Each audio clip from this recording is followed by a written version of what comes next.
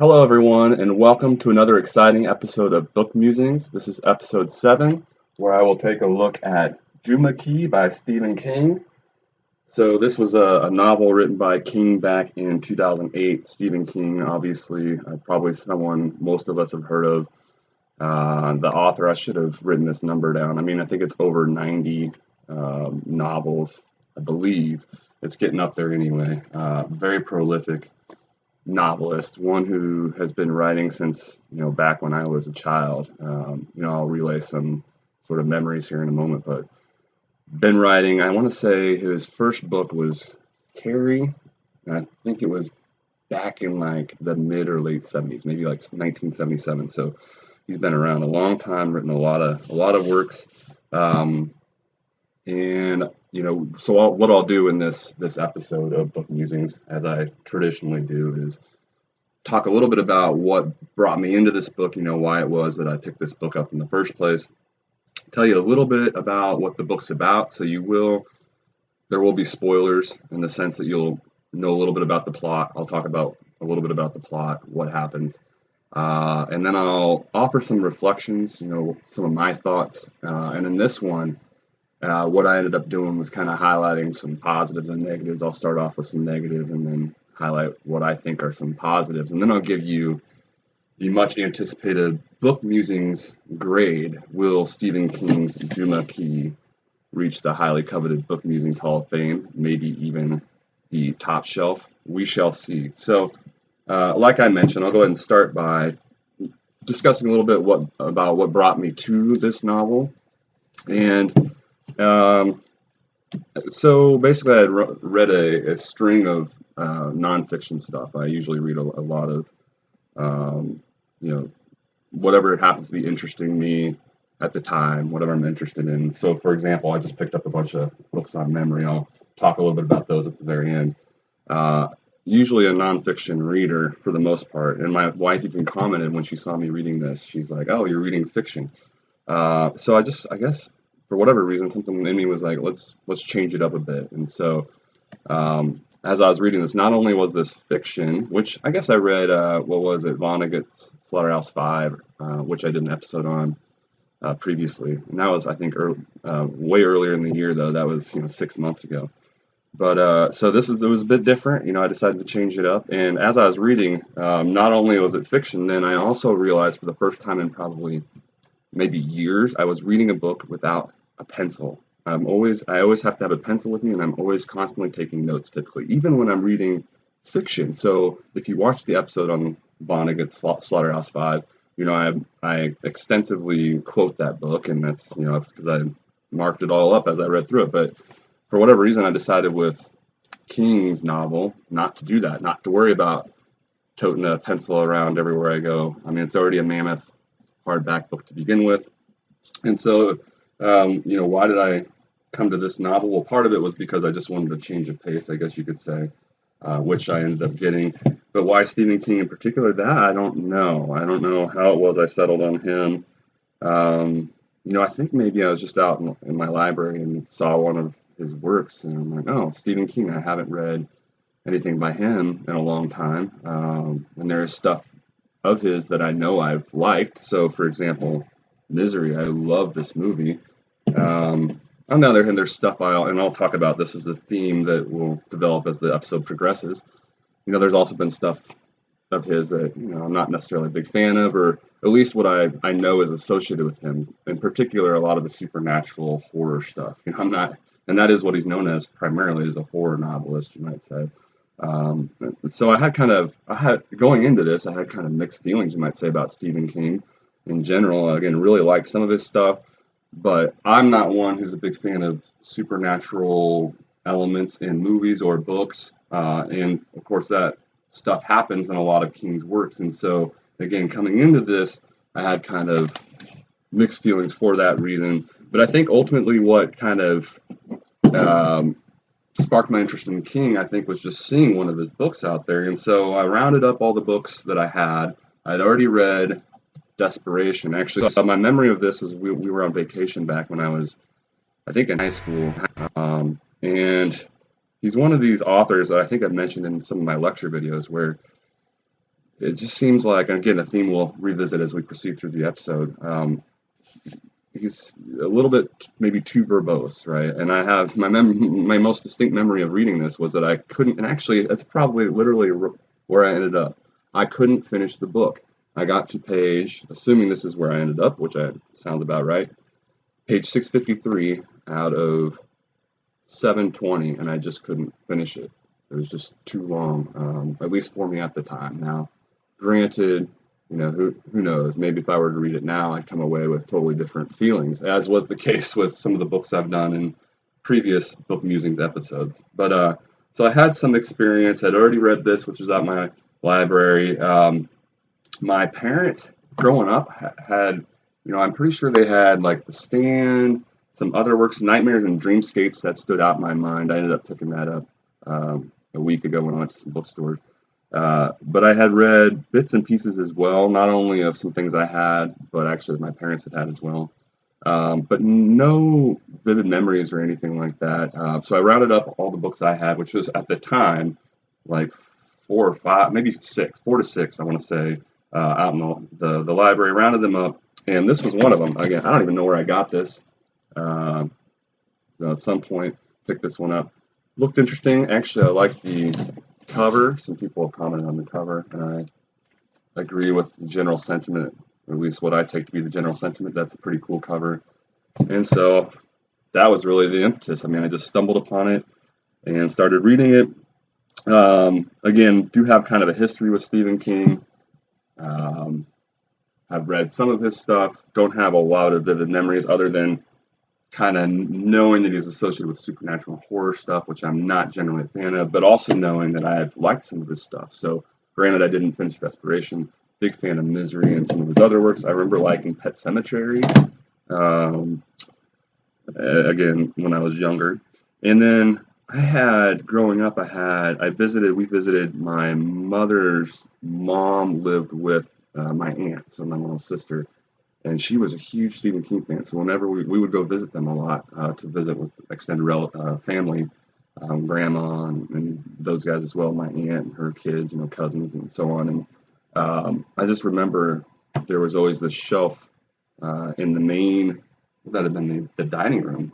There was a bookcase, an entire, at least whole shelf, if not two shelves, were just these Stephen King books. And so from a very early age, I had that memory too of kind of exploring some of those books sometimes. And so that aunt was a huge Stephen King fan, and then also had a cousin that is a huge Stephen King fan. So that's kind of, I guess, my history with respect to Stephen King coming into this book as well.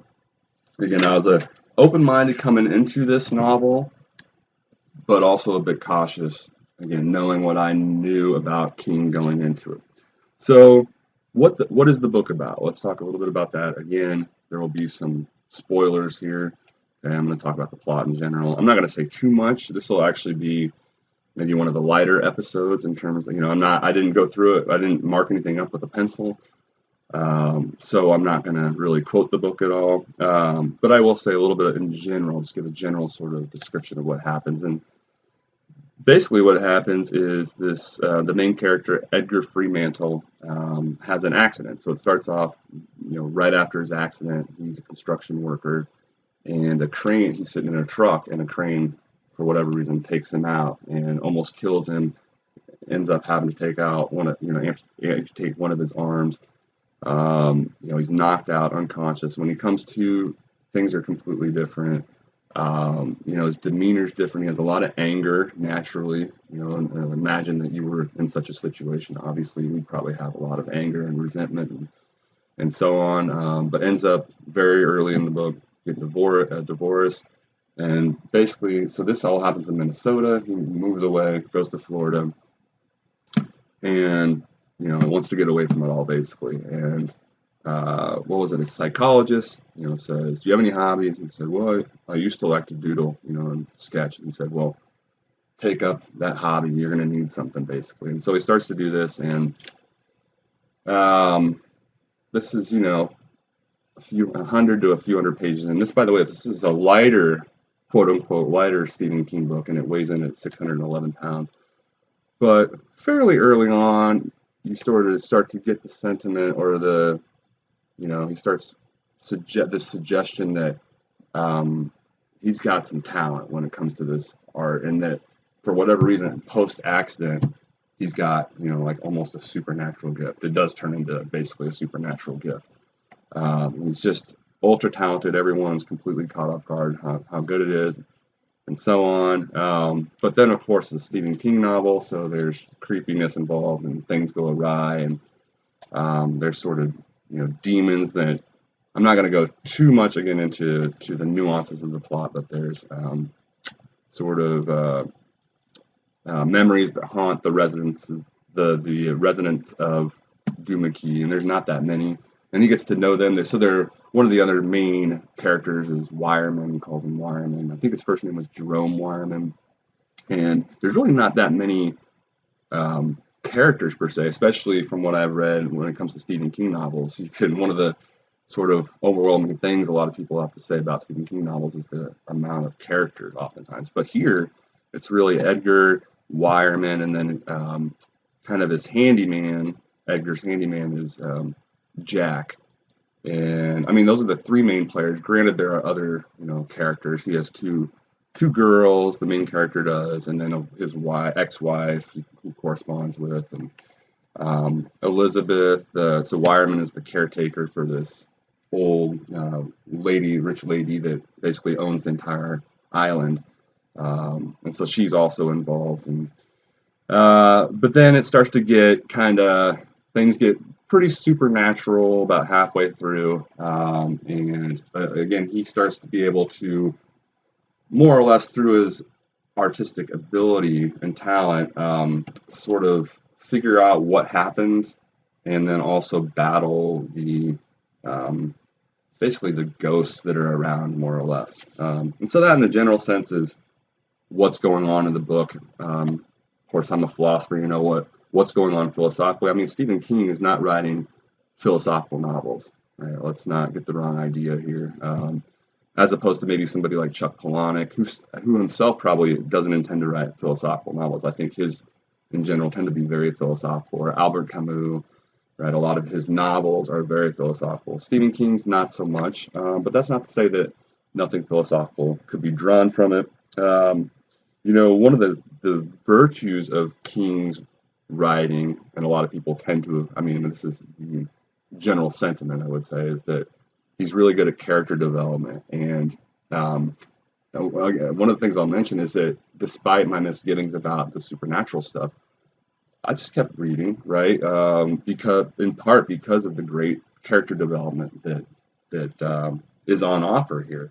So in part then, because of that character development, and that's definitely a strong suit of Stephen King's, you're able to then relate to the characters quite a bit. At least I found myself able to really relate to a lot of the characters and their positions. And then, the point here is then, the sorts of philosophical questions that one would raise from their perspective, right? What would I do if I just woke up, and everything was changed all of a sudden, right? We never know. And that's actually, in particular, one of the things I want to mention, right, is I really found myself relating to Edgar, at a few different points in terms of, what would it be like to just wake up and all of a sudden everything's changed? And that could happen to any one of us at any time, right? We have no idea when we're going to get in a car crash.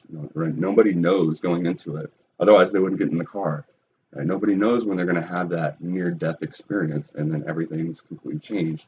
And, one of the things that I found myself thinking a lot about, kudos to Stephen King, was, some of the things that Edgar had no control over, like his anger that seemed to just boil up, as a result of this accident constantly. He does a good job as the novel progresses of squelching that anger and trying to maintain it. But, how would one react? And, that, again, that looms as a possibility for every one of us. Right? We don't think it's going to happen. We never do until it actually happens. And again, I found myself getting very existential with respect to Edgar, the main, protagonist here, and the plights that he has to deal with, and wow, whenever I think I have it bad, let's just, again, remember how bad it could get, right? We could have such an accident, essentially, lose our marriage, lose an arm, right? lose everything we had as we knew it, and things become completely different. So, yeah, I found myself, again, not a philosophical novel. He's not generating philosophical discussions, right?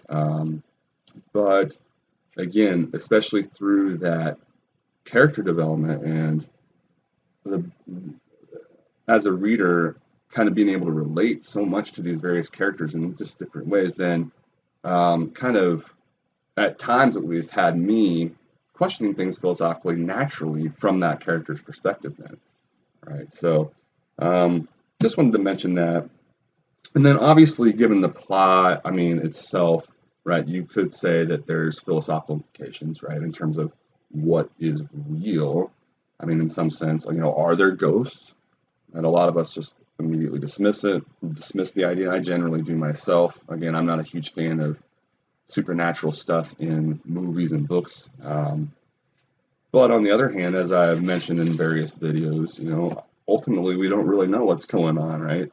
Things don't ultimately make sense, right? We don't have the ultimate answer, so to speak. So who's to say, what really exists ultimately, just because we don't have experience of them ourselves, what's maybe spirits still exist, right? And we just don't perceive them. Spirits, ghosts, what have you, right? Again, not something that I am one to endorse, right? But at this point in my life, right, I'm willing to entertain just about anything, because again, in my view, we don't have any of the ultimate answers. Anything, as a result, is on the table. So he's obviously getting into, right, the novel gets into this idea of supernatural stuff and ghosts. And again, I don't want to get into too many of the specific details. I won't spoil too much, right? But that's definitely, at play here in the novel. Okay, so I wanted to say a little bit about my thoughts. I alluded to this earlier, just some general thoughts. And I broke this one down in this episode in terms of just spelling out negatives and then positives. So I'll start with -1, something I've been alluding to again throughout the episode. And I'm not a big fan of supernatural stuff. And so naturally, my interest in the book began to wane as that supernatural stuff became more and more prominent. So about halfway through the book, especially, then towards the end. Now, I never stopped reading, obviously. In fact, it's a 611-page novel, but I read it in like 4 or 5 days. It was a very fast read, and despite, again, my misgivings about the supernatural stuff, I was still constantly turning the pages, in part, again, because this would be one of my positives, right? He is such a good storyteller. He creates such good characters, ones that you can easily relate to, right? So, but I did want to, again, emphasize that I started off being a very big fan of this book, and then that sort of petered out as the book went on. I won't spoil what the grade's going to be, but we'll see here in a little bit. I will say too that, and so I read reviews and stuff and kind of looked into Stephen King's, general, what would be the word, his works in general, and kind of reviews and what people had to say about, again, his tendencies in his work in general. And one of the things I would have to agree with, and I don't remember how this particular one person put it, but the point was just basically like, I guess one of my issues with supernatural stuff is like it's just an easy way out, too easy of a way out in a lot of scenarios. So, for example, let's say the protagonist is trying to find a way out of a building they're not familiar with. It takes more ingenuity and cleverness on the part of the novelist to resort to only natural means, right? To put themselves in the mind of that character and to try to get them out by only natural means. Right? It takes more ingenuity on the part of the novelist versus endowing that character with just a supernatural power, where they suddenly have this ability to just see through things or see things, right, and anticipate things or whatever the ability is, to where they just suddenly know the way out, right? So I think that's kind of one of my issues when it comes to novels and plots and stories. Is it seems kind of, now I'm not saying this is always the case, that there's no place for supernatural stuff, right? I didn't enjoy that at times growing up, especially, horror stuff, but a lot of times to me it's just, again, it's not as clever as a more natural sort of novel where the characters have to think their way through things, right? They can't just resort to these supernatural powers. But that's only a sort of one of my issues, I guess. I like things that are more, I guess, realistic, that then I can ponder, that tend to be more, um, again, akin to real life, that I would be more, because I'm very philosophical, right? More likely to ponder in a philosophical manner then. Um, so I guess the more general sort of overarching negative point here is that it was a supernatural novel, and it got progressively so as the book went on. It starts sort of light in that sense. I mean, almost immediately has kind of that ability that sparked, right? His artistic talent all of a sudden after the accident. But it doesn't become real pronounced and like sort of a supernatural power until later. And I will say that in some sense, right? I mean, at least I'm familiar with cases where, I've read about cases where people have head injuries and all of a sudden they can do miraculous things. This sort of thing does happen. Somebody hits their head and all of a sudden they wake up speaking perfect German and they've never spoken German in their life, right? That sort of thing has happened. And so I guess in some sense, that part's not so supernatural.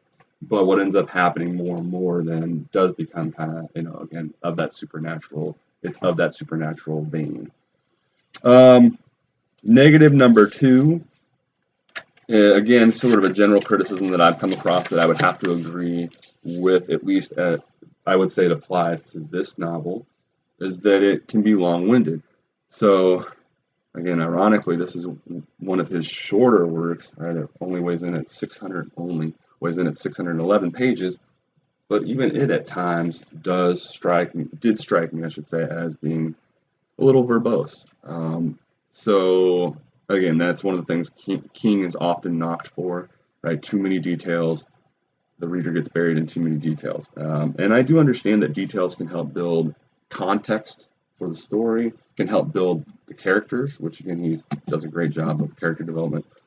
But I don't need to know as many of the little things as King seems to think his readers need to know. Like, for example, these are just it's the trivial details. I'm not saying these were specific ones that actually came out of the novel, but I don't even know, for example, that the main character's toast didn't come out right the first time, so he had to put it back down the second time, or that the temperature on such and such a day was 40 degrees lower than the average, and just this little stuff. Even if it was just like a few times scattered here and there, it wouldn't be as bad. But there are these minor details that are just constantly thrown at the reader. So again, I don't think it was a huge negative, but it was palpable. I definitely did appreciate that general criticism and think it applied to this particular work.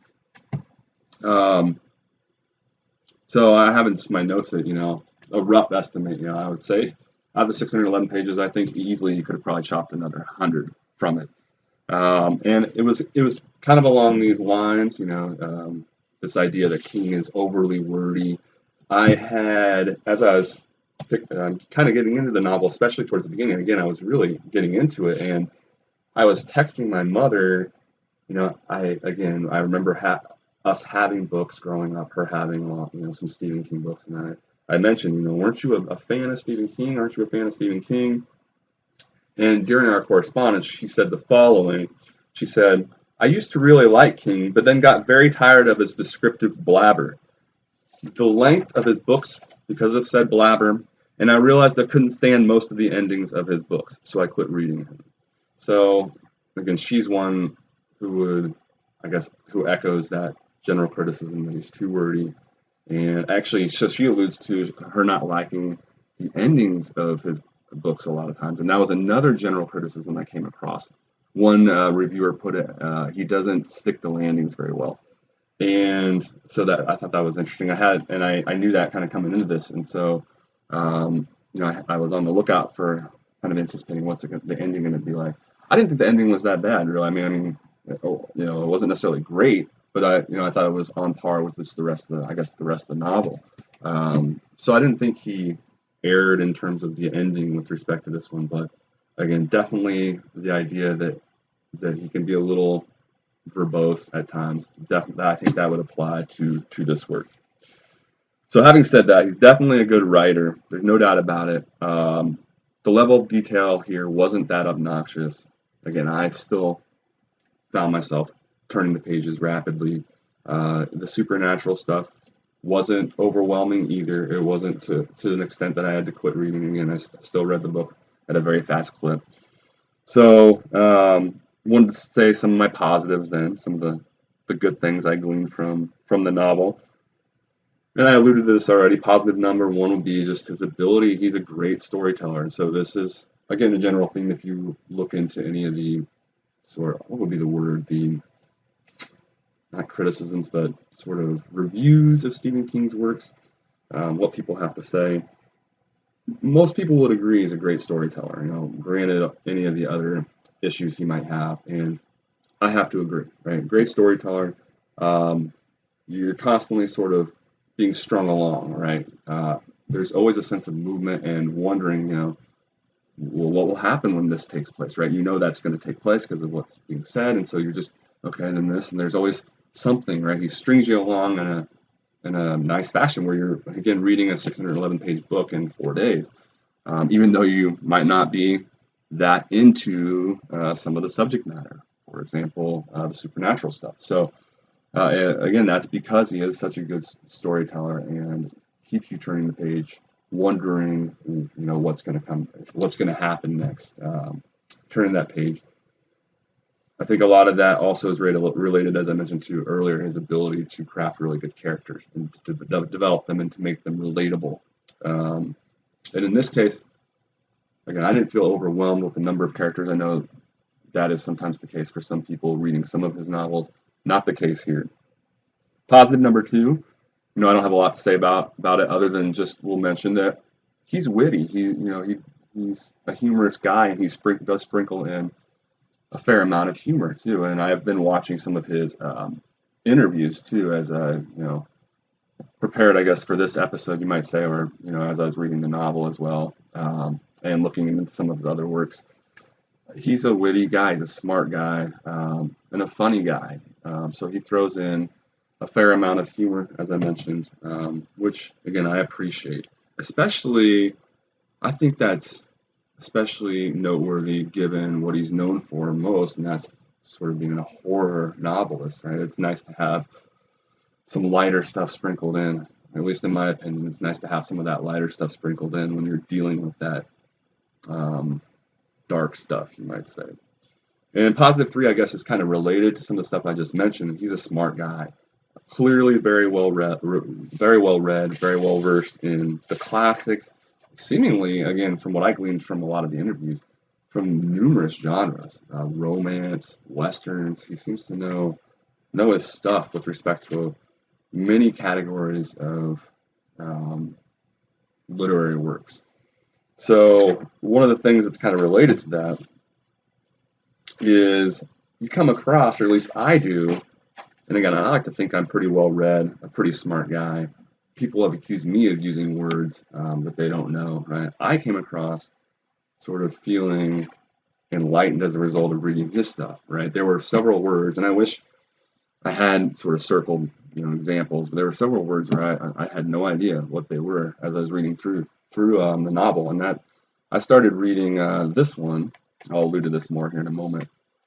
Same sort of thing with King. He's so well read and such an intelligent guy that you're going to come across words you weren't familiar with. You're going to feel, I guess, not necessarily enlightened in like a philosophical sense, but it's not like reading other, I guess, fiction. I came across almost like it's like an intellectual fiction almost, if you will. I felt smarter as a result of reading it, even though it was dabbling in stuff I don't really believe in, right? Like supernatural stuff.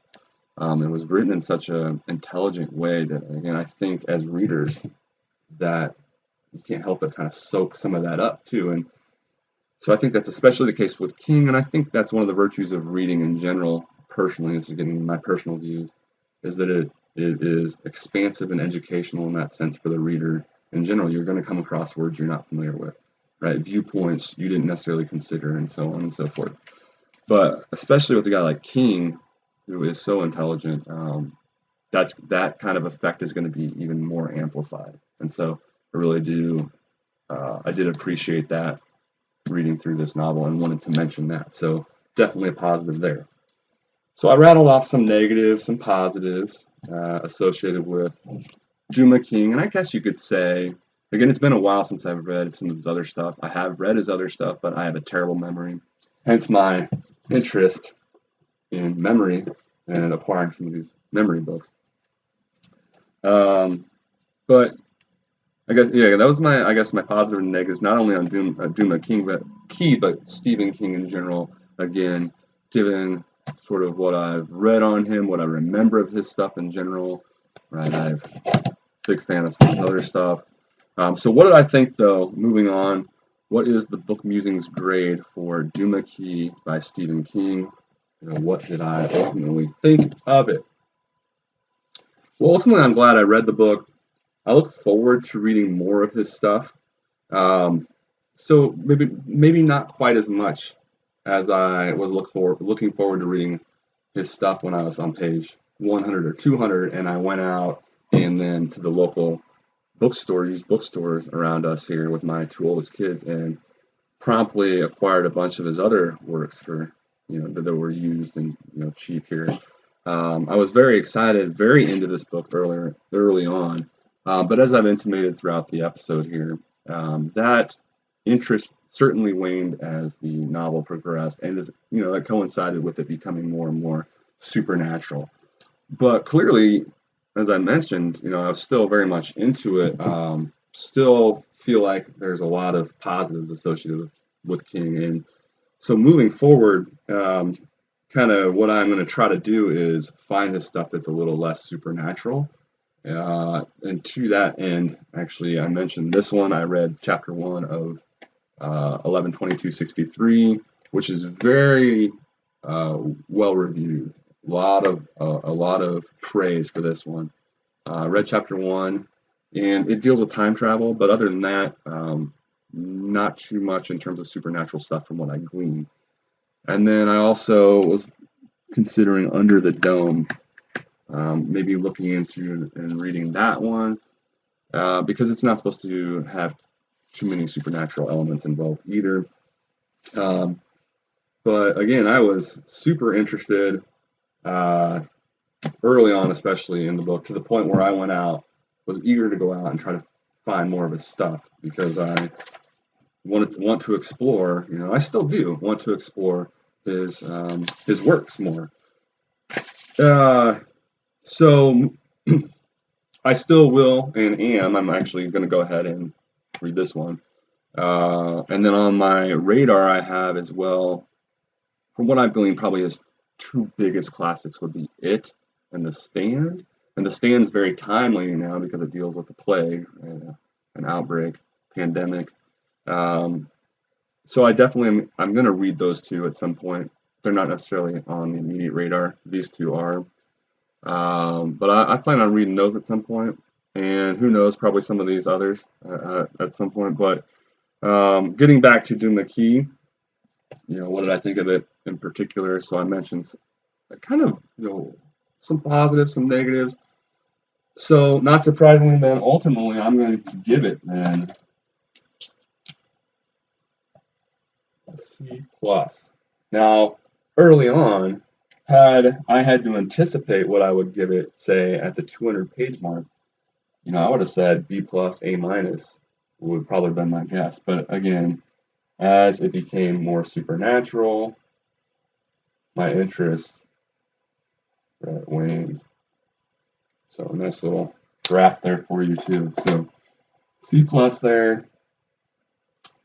If you're a Stephen King fan, by all means, certainly look into this one.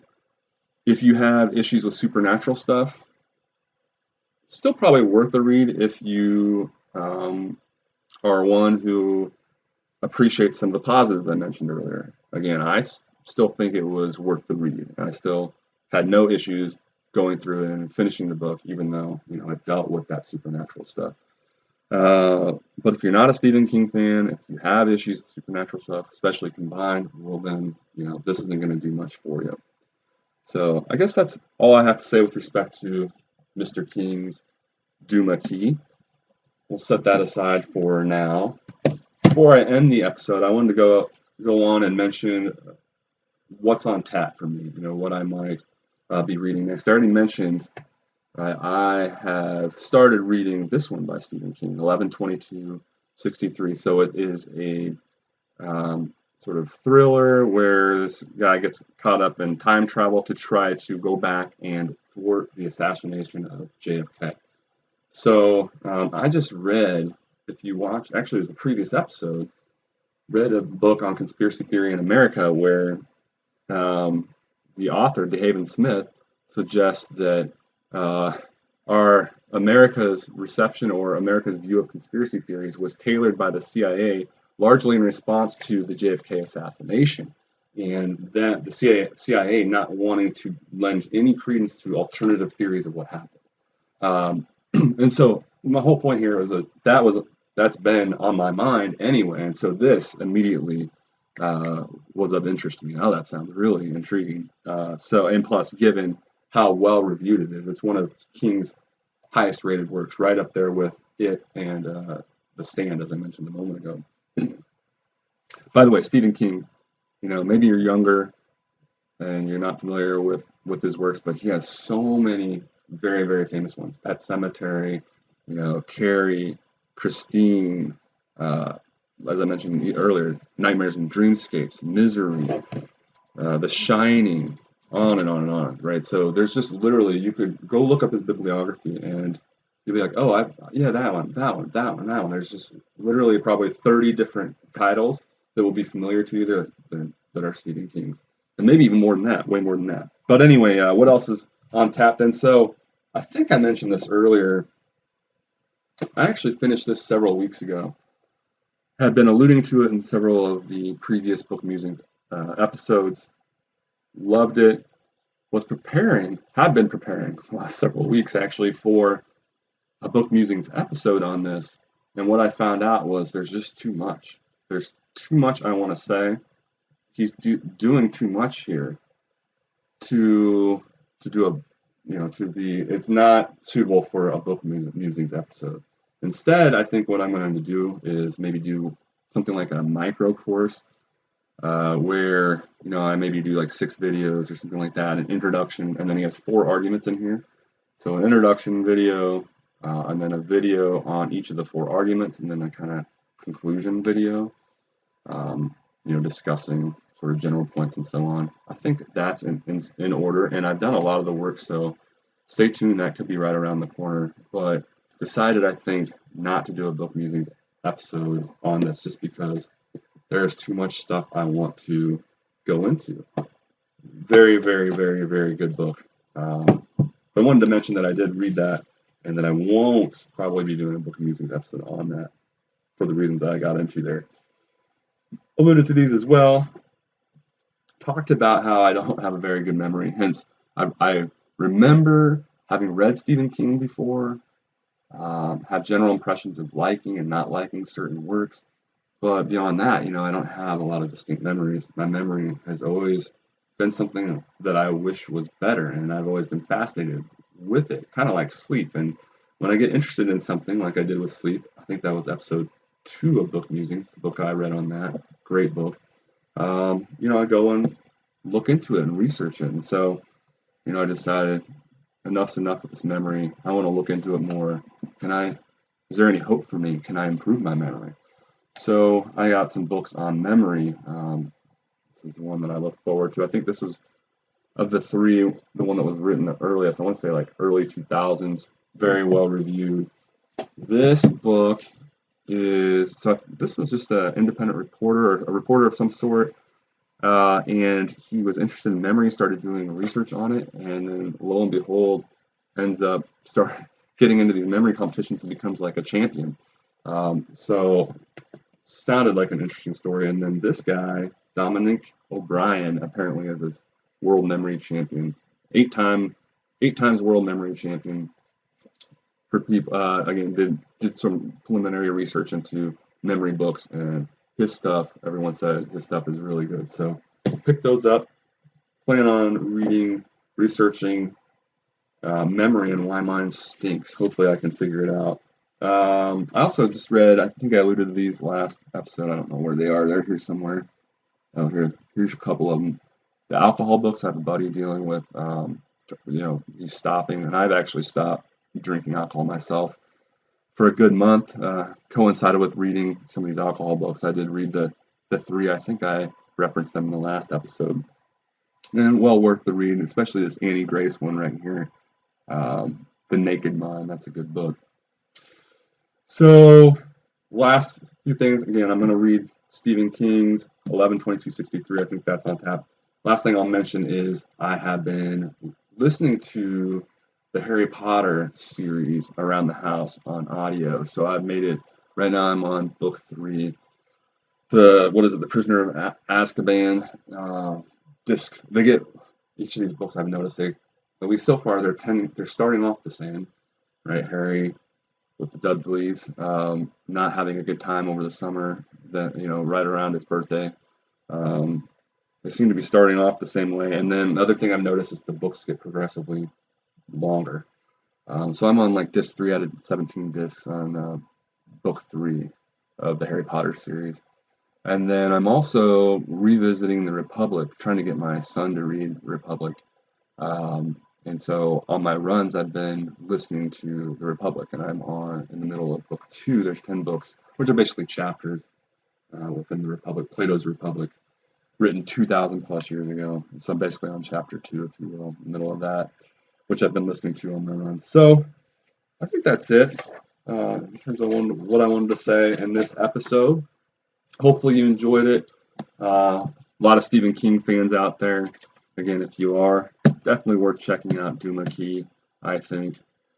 Great characters here, and not a lot of them, so you don't get overwhelmed by too many characters. You can really sort of focus in on a couple of them, and Edgar, the main one in particular.